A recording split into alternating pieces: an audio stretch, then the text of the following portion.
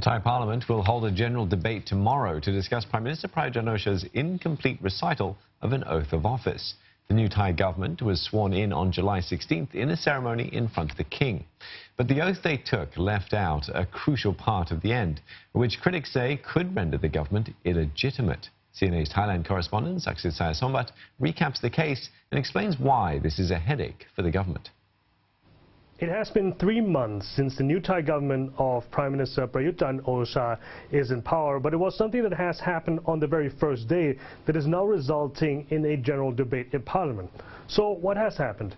Back in July, when the new cabinet was sworn in front of King Maha Vajiralongkorn, Mr. Prayut took an oath as stipulated by the Constitution to swear loyalty to the King and also work in the interest of the country and its people. So far, so good. However, he added in the word forever, and more crucially, he left out the last line where he would uphold the Constitution.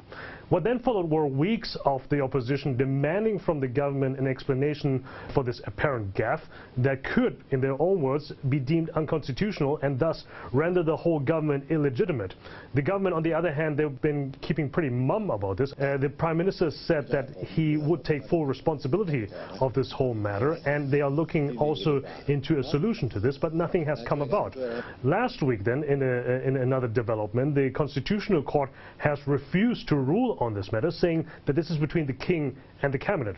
And this brings us to Wednesday's general debate in Parliament. The opposition has lined up at least 17 MPs to grill cabinet members, asking them why it has failed to recite the whole oath as stipulated by the Constitution.